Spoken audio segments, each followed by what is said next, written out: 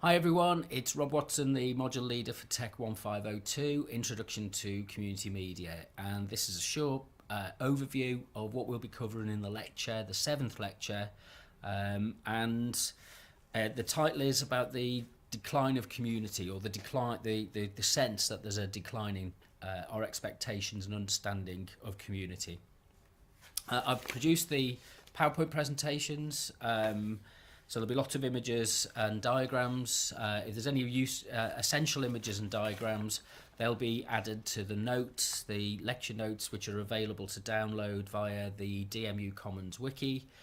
So if you go to wiki.our.dmu.ac.uk, you'll be able to find them there if you search for the TECH1502 page, and if you scroll down to the lecture notes section, you can download them as a PDF document, which you can convert into a Word document if you need to.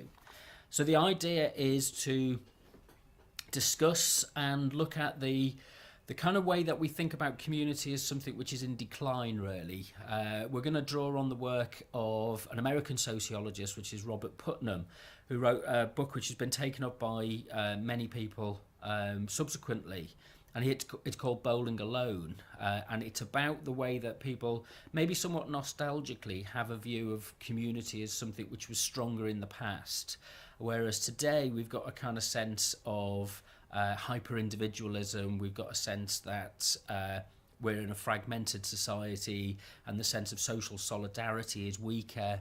And really we want to look at the idea of where that ties in with community media. So the kind of main things that we'll look at is a kind of sense of a broad idea of what a definition of community might be, and then we'll look at some of the things about identity, which we think about community in many different ways, and one of the important ways that we think about community is the sense of identification that we get from belonging to or coming from a particular community. So we'll look at the idea of kind of English national identity and the kind of the challenges that are posed by a changing world, really, where internationalism and globalization and the kind of corporate international economic systems that we're kind of seeing change around us, that they are changing it's harder to place a sense of English identity, if you like. And what we'll do is we'll introduce an idea which Robert Putnam uses, which is Robert Putnam is kind of mainly thought about this idea. It's the idea of social capital. It's the idea that the things that we do when we engage in our communities, they have a value. And I'm not totally 100% behind this as a model, because it kind of replicates an economic idea onto a social and civic idea. But the idea of kind of social capital, stored wealth, stored value, stored practices, which can be used and spent, if you like, within a community. It's a good analogy. It's not necessarily something that we'd maybe think about imposing on our view of community, that people have to sign up to social capital models, but there are interesting things that come out of it, which we can talk about in subsequent lectures. So we're thinking around the idea of kind of definitions of community, and I suppose one of the main issues that we've got to look at is the function and the challenge that finding a working definition of community that, as we go on, that really would inform how we think about what we do as community media practitioners. On the one hand, we've got a kind of an acute sense of a loss of community. We've got a sense of increased diversity in some places. It's not uniform and it's not spread everywhere. In fact, the divisions between those areas that are diverse and those areas that are still, if you like, traditionally monocultural is perhaps becoming a bit kind of detached.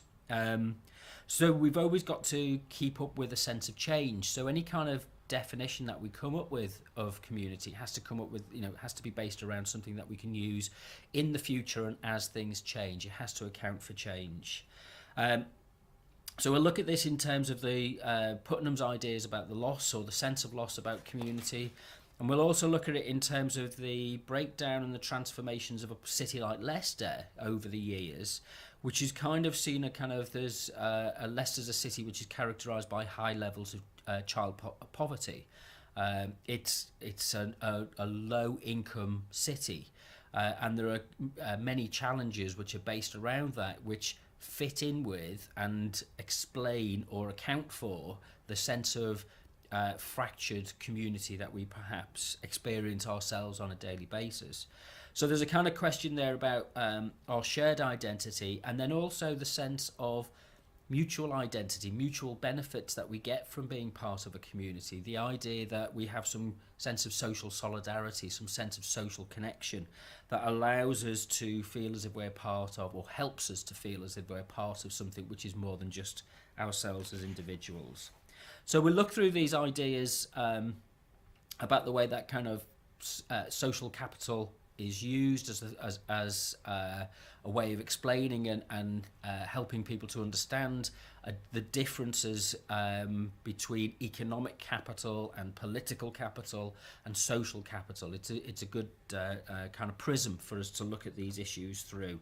And we'll come to the point where we're thinking about participation and what participation means as a driving force within the kind of regimes of social media, community media, and how participation has become, if you like, it's the flag-waving element of engagement and responsibility, but we can start to question that ourselves as well.